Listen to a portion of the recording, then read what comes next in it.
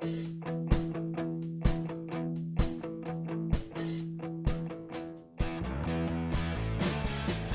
everyone, I'm David Vorchik and this is MBOT TV. Stories we covered this week: hundreds of chambers assembled to discuss the important issues affecting business, NAFTA information given by a select USA group, Art Gallery of Mississauga has an incredibly successful night, Stars on the Credit gears up to support Erin Oak Kids, and our weekly political update with Brad Butt, who has news on pay transparency legislation, an MOU with Ontario's largest trading partner, and a national intellectual property strategy announcement. We'll have these stories and more right after this short message on how you can save money on your employee benefits plan. The Chamber's plan now offers employee benefit programs with greater selection, higher coverage levels, and more value than ever before. Take another look and see why we're the choice of more small businesses than any other plan in Canada. The Chamber's plan. It's for your benefit. Welcome to MBOT TV, a weekly recap of what happened in business at the Mississauga Board of Trade and around the city of Mississauga.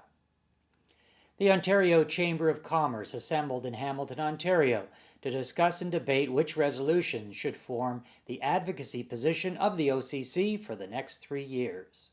Your Mississauga Board of Trade was successful in having 2 of 4 resolutions passed and 1 referred to the board, which means further discussion will take place before making it part of the policy compendium.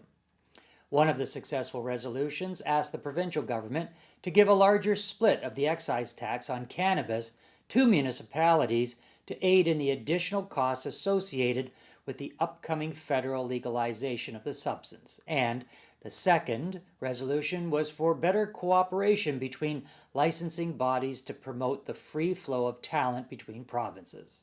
As an example, it takes an electrician in Ontario 9,000 hours to be licensed and only 6,000 hours in the province of Alberta.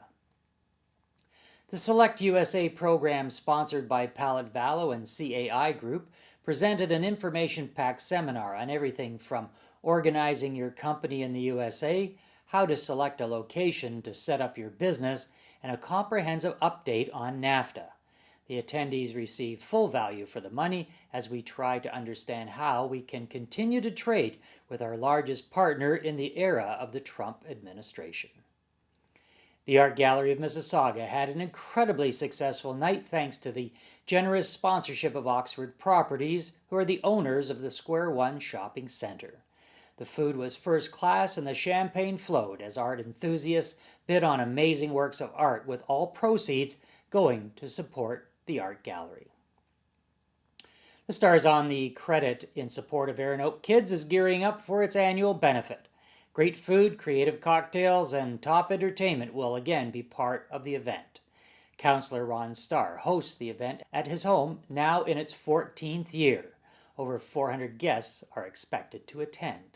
Oh, they can spend a lot of fun. It's a walk around where you just see some of the nicest restaurants in Mississauga and Peel. It's kind of a grazing effort. You don't stop for a formal meal, but you try many different varieties of food. We have entertainment, we have a dance floor, an auction sale, live auction, and plus the chance to see a lot of your friends. Tickets are on sale and available at starsonthecredit.ca. MBOT's annual business directory is gearing up for its 2018 edition. This directory is distributed to thousands of businesses in Mississauga and is a one-stop source to find suppliers. Don't miss the opportunity to promote your business and brand. And now for our political update with Director of Government Relations, Brad Butt. Brad? Well, thanks, David. The Ontario Legislature has passed the Pay Transparency Act.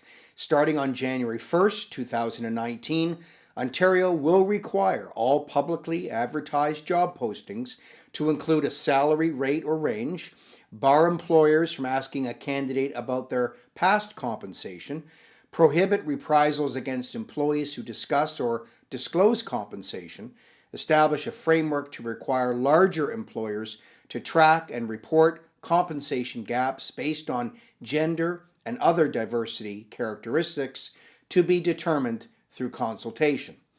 Once fully implemented, these measures would require employers to publicly post that data within their own workplaces, in addition to reporting them to the province. The province's pay transparency disclosure measures will begin with the Ontario Public Service.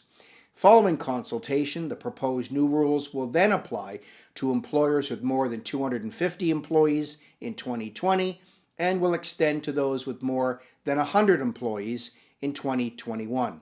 The government believes this will shine a light on the practices of a majority of Ontario businesses and will set the standard for all workplaces to follow. Ontario has signed a memorandum of understanding with the state of Michigan to strengthen trade, mobility, tourism, and environmental partnerships. In 2017, two-way trade between Ontario and Michigan totaled $84 billion Canadian. Much of our trade depends on our closely integrated auto supply chains. Together, Ontario and Michigan account for almost 1/4 of North American vehicle production. A basic income pilot project in Ontario has now been fully enrolled. With enrollment complete, the pilot will now look at how a basic income might expand opportunities and job prospects while providing greater security for people living on low incomes and their families. While debate continues this week in the Ontario Legislature on Bill 53, the Government Contract Wages Act, that will, if passed, force wage rates on all contractors and subcontractors doing business with the government in a number of industry sectors. As we inch closer to the official start of the provincial election, longtime Mississauga MPP Harinder Thakkar announced last week that he is not seeking re-election. Mr. Thakkar served as Minister of Small Business for some time, and we at MBOT wish him well in the future. The Region of Peel has released its 2018 Financial Condition Scorecard. Some highlights of Peel's financial condition include that the region has maintained a AAA credit rating by S&P and Moody's. 75% of residents consider the programs and services offered by the region to be good value for their tax dollars, and the region is on track. With 9 of 12 targets, it is taking action to mitigate potential longer-term risks, ensuring continued financial health. MBOT has provided the region position papers on 2 topics.